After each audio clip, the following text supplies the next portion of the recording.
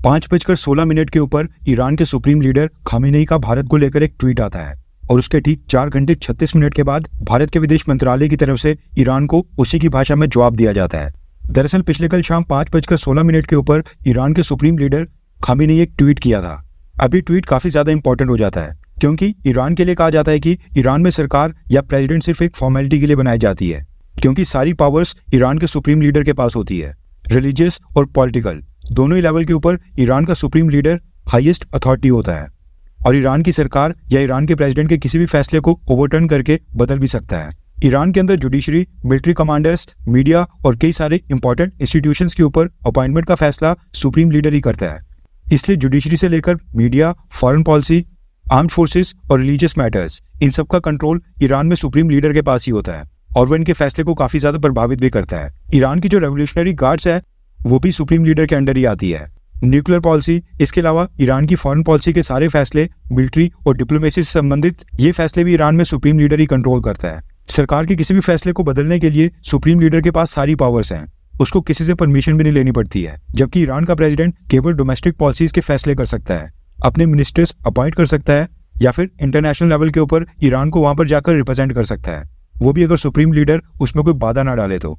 इसलिए ये कहा जाता है कि ईरान में प्रेसिडेंट हो या ना हो, इससे कोई भी फर्क नहीं पड़ता है। सुप्रीम लीडर क्या बोलता है वो ज्यादा मैटर करता है। और पिछले कल ईरान के सुप्रीम लीडर खामेनेई ने भारत के ऊपर जो ट्वीट किया है उसका स्क्रीनशॉट आपकी स्क्रीन के ऊपर है। इस ट्वीट में खामेनेई ने लिखा है कि इस्लाम के दुश्मन हमेशा से कोशिश करते आए हैं कि एक इस्लामी उम्मा के तौर पर हमारी जो साझा पहचान है उसको लेकर हम सबको बेपरवाह बना दिया जाए। हम अपने आप को मुसलमान तब तक नहीं कह सकते हैं अगर हम म्यांमार, गाजा, भारत या फिर दुनिया के किसी और जगह के ऊपर एक मुसलमान क्या दर्द झेल रहा है उस दर्द से हम बेखबर रहते हैं। यानी कि गाजा, म्यांमार में रोहिंग्या मुस्लिम्स और भारत के मुस्लिम्स आज की डेट में जो दर्द झेल रहे हैं वो बराबर का है और एक समान है। ये कहना है ईरान के सुप्रीम लीडर का। जैसे ईरान के सुप्रीम लीडर की तरफ से ये ट्वीट आया उसके तुरंत बाद भारत सरकार का विदेश मंत्रालय एक्टिव हो गया और देर रात को 9 बजे भारत सरकार की तरफ से एक ऑफिशियल स्टेटमेंट जारी की जाती है। इस स्टेटमेंट में भारत कहता है कि ईरान के सुप्रीम लीडर ने जो भारत के माइनॉरिटीज यानी भारत के मुस्लिम्स के ऊपर जो बयान दिया है वो पूरी तरह से अस्वीकार्य है और हम उसकी कड़ी निंदा करते हैं। ये बयान मिस इन्फॉर्म्ड है, यानी कि गलत जानकारी के ऊपर आधारित है। जो देश माइनॉरिटीज के ऊपर कोई कमेंट पास करके टिप्पणी करते हैं उन देशों को भारत की सलाह है कि सबसे पहले वो देश अपने देश में माइनॉरिटीज का क्या हाल है, उनका अपनी माइनॉरिटीज को लेकर क्या रिकॉर्ड है, दूसरों के ऊपर टिप्पणी करने से पहले उसके ऊपर वो नजर डाल दें।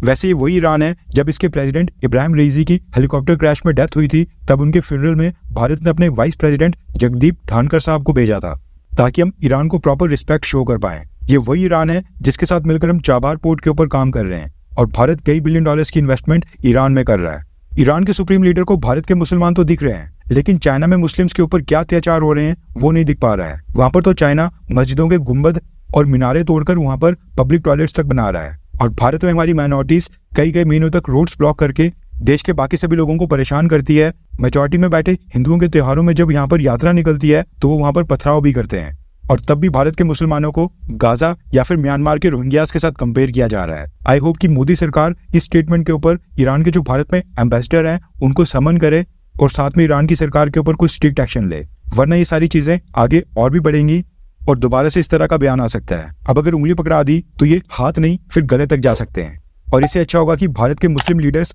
इस स्टेटमेंट के ऊपर सामने आए और ईरान के सुप्रीम लीडर की स्टेटमेंट की निंदा करें।